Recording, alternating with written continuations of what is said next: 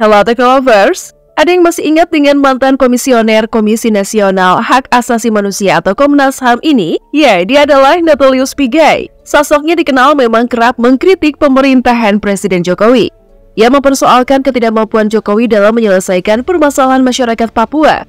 Natalius juga tak jarang melontarkan kritik pedas terhadap elit pemerintahan lainnya yang dianggap lalai dalam mengemban tugas negara.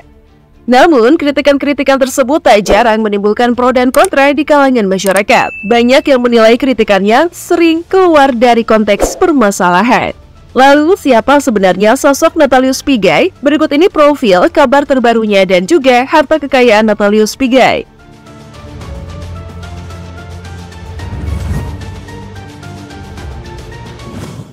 Natalius Pigai, SIP, lahir pada tanggal 28 Juni 1975 di Paniai, Irian Jaya. Ia adalah seorang aktivis kemanusiaan Indonesia yang kerap mengkritik pemerintah karena memperjuangkan hak-hak kaum marginal, khususnya masyarakat Papua. Beliau memperoleh gelar Sarjana Ilmu Politik atau SIP dari Sekolah Tinggi Pembangunan Masyarakat Desa APMD, Yogyakarta pada tahun 1999. Beliau juga disebutkan telah mengikuti beberapa pelatihan informal seperti B. Pelatihan Statistika di Universitas Indonesia, penelitian pelatihan di LIPI, dan kursus pelatihan manajemen di LAN. Kalau ditanya soal perjalanan karirnya nih, Natalius diketahui merupakan anggota komisaris Komnas HAM periode 2012 hingga 2017 dan merupakan satu-satunya yang berasal dari Papua.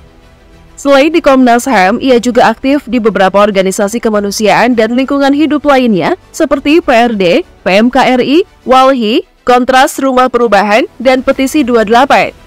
Pada tahun 1997, ia juga pernah menjabat sebagai Ketua Asosiasi Mahasiswa Papua Internasional.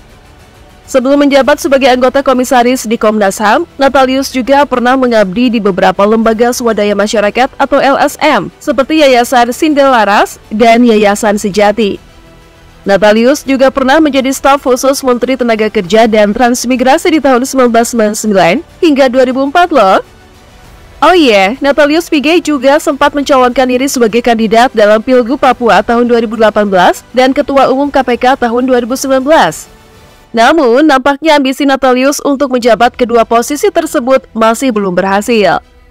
Karir aktivisnya tidak hanya ia tuangkan dalam aksi-aksi lisan, Natalius bahkan diketahui aktif menulis buku-buku dengan isu utama perjuangan HAM. Beberapa buku hasil karyanya antara lain, Evolusi Nasionalisme dan Sejarah Konflik Papua, Migrasi Tenaga Kerja Internasional, Anak Indonesia Teraniaya, Status Kewarganegaraan Anak TKI di Malaysia, dan Tenaga Kerja Penyandang Cacat. Tapi di balik karir yang cemerlang tersebut, tentu saja sosok Natalius memiliki rekam jejak dan kontroversi juga, di mana Natalius tercatat pernah mengkritik pedas beberapa pihak terkait satu dan lain hal. Nah, berikut ini catatan kritikan dan pernyataan kontroversial yang pernah dilontarkan Natalius.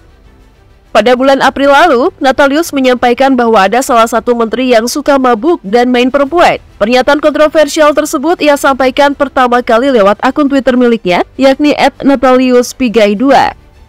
Saat menjadi bintang tamu di kanal YouTube Macan Ideal, Natalius pernah angkat bicara terkait kasus blokir internet di Papua.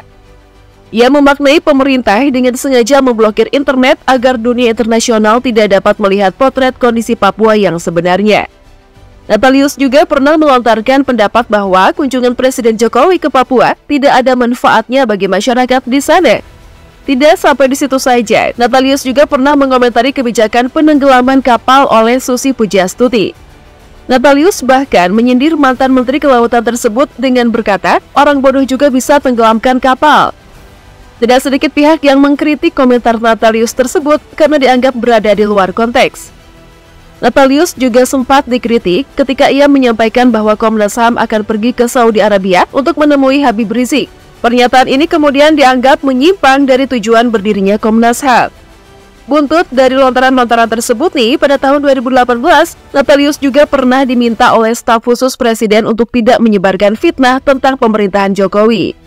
Terlepas dari kontroversi-kontroversi ini, hal penting yang perlu diperhatikan adalah motif dibalik setiap kritikan Natalius. Sebagai seorang aktivis kemanusiaan, tentu motif yang diharapkan juga berasal dari kerisauan dirinya atas ketidakadilan yang dialami masyarakat Papua. Tapi nih ngomong-ngomong soal Natalius nih, penasaran gak sih sama harta kekayaannya? Dikutip dari laporan harta kekayaan penyelenggara negara atau LHKPN, Selasa 5 Oktober 2021, total kekayaan Natalius Pigai adalah 4.370 juta rupiah. LHKPN melaporkan pada 9 Juli 2019. Untuk urusan garasi, Natalius Pigai hanya tercatat memiliki 1 unit mobil sport utility vehicles atau SUV. Mereknya sendiri adalah CR-V tahun 2011. Sebagai informasi, Honda CR-V diperkenalkan di Indonesia sejak tahun 2000-an, yang saat ini sudah masuk generasi kelima. Mobil yang dimiliki Natalius Pigai tersebut diketahui masuk dalam generasi ketiga. Sekedar informasi, pada tahun 2011, Honda CR-V ditawarkan dengan 2 pilihan mesin, yakni 2400cc dengan kode mesin K24Z dan 2000cc dengan kode mesin R20A. Perjalanan Honda CR-V di Indonesia memang cukup panjang. SUV mid-size ini sudah beroperasi di Indonesia selama 20 tahun.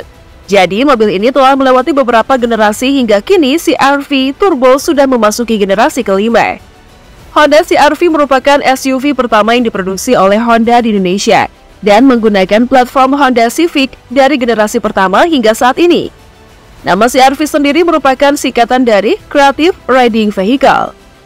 Tidak ada mobil lain yang terdaftar dalam garasi atau milik Natalius Pigai. Sedangkan Honda CR-V tersebut ditaksir harganya sekitar 300 juta rupiah.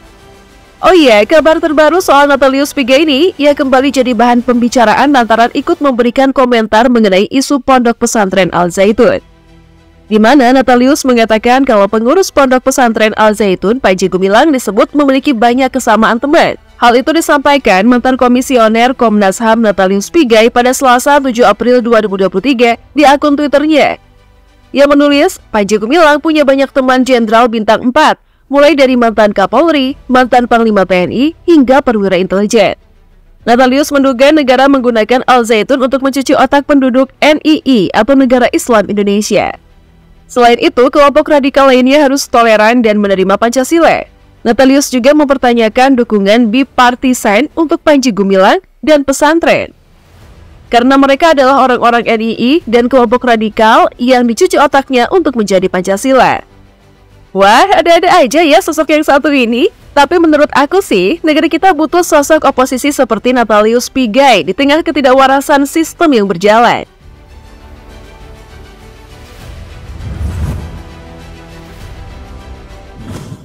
Itulah ulasan mengenai sosok Natalius Pigai. Gimana menurut kalian, The Lovers? Coba berikan tanggapan kalian.